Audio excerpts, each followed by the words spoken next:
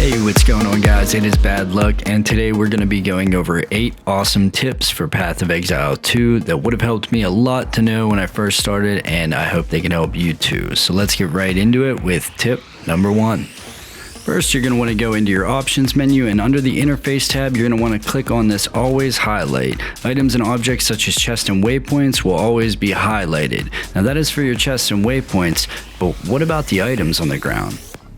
So if you're anything like me, you will have probably walked past tons of these little things that are almost impossible to see without clicking Alt, and sometimes that can be a pain in the ass. So what you're going to want to do is click Z, and they will permanently show on your screen, so you no longer have to worry about missing any of those valuable runes or valuable gems or any of the unique items that are on the ground that sometimes you just walk away from without being able to see them. And you might be saying, Bad, how do you see all the stats on the items on the ground? Well, that brings us to tip number 2. First, what you're going to want to do is go back into the Options and Interface tab and click Show Full Descriptions. When highlighting an item on the ground, its full description will be shown rather than just its name. And that makes it easier to identify items so you don't pick up that junk and waste your inventory space. Moving right along to number 3, we are going to go to Options and Interface again to show mini life bar above NPCs. Now you can select whatever you want, but I prefer allies and enemies, and what that'll do is give you a little life bar above the top of the enemy, so you don't have to hover your mouse over there and waste any time, especially in those big trash mobs.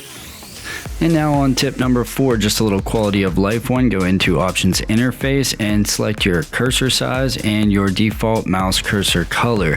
That way you don't wind up having it get lost in the middle of a bunch of enemies, and that's definitely not something that you want to have happen.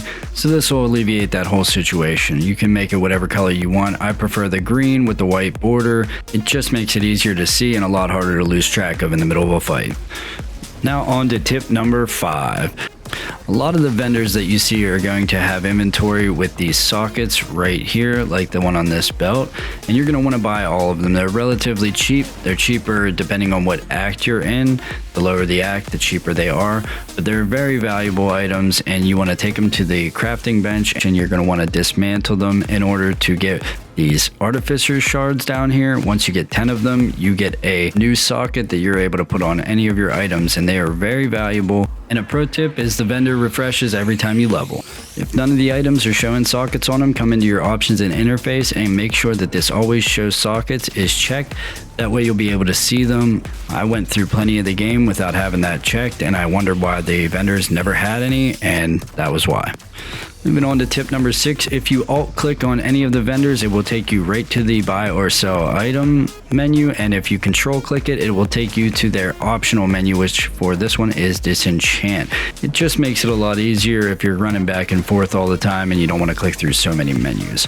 Also, you can control click any of the items in your inventory, and that will automatically sell them instead of having to drag them from the right side to the left side, which can be a pain in the neck sometimes.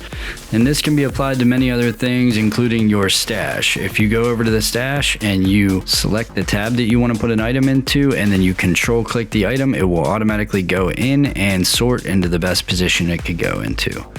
Now this should save you a lot of time whenever you're running around and you need to pick up a ton of items and then bring them back to town and then sell them. The inventory management in these type of games is always an issue, so having a way to cut off any of the time that it takes to get some of these things done is definitely going to be a plus and definitely going to help out in the long run. So make sure you take advantage of it, because that's what it's there for, even though they really don't tell you. Now moving on to another tip that's one of the most asked things I get when playing in a party, tip number 7. This is you and your buddy Bob.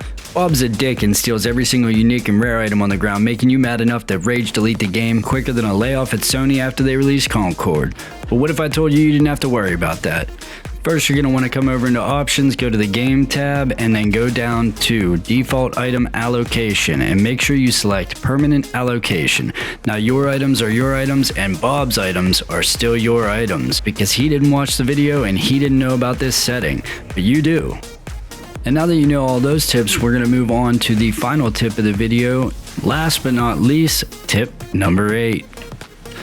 So if you're anything like me, you like to go ahead and go into your keybinds and change a lot of those. So head over into your options, and under the input tab you'll see all of your beautiful keybinds in here.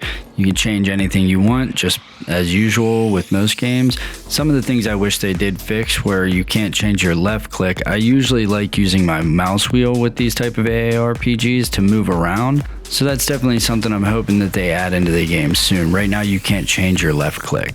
But once you get down to the very bottom of here, you're gonna see a couple things that are not yet set. You have End Delirium Encounter, which you can keybind, Show Ritual Rewards, which you can keybind, but the one I'm going to be looking for here is Create a Portal. So instead of going down and clicking on the portal every single time, you want to set a keybind to the portal to make it a lot easier. So when you're in an area, you can just click on your keybind, pop up a portal, and dip out of there as soon as possible. This makes it really convenient to go and sell things at the vendors, especially when you're dealing with that really limited time frame that you have before the portal disappears and wipes your entire progress for an area. That can be a pain in the ass. It's done it to me multiple times because I don't really know how long you have. They say between 8 and 15 minutes, but who knows. But anyways, that's going to do it for the video. Thanks again for watching. And if any of these tips helped you, like, comment, and subscribe. It really helps me push that algorithm. Very new channel and just trying to make some content to help you out. Appreciate you guys. Bad luck. Out.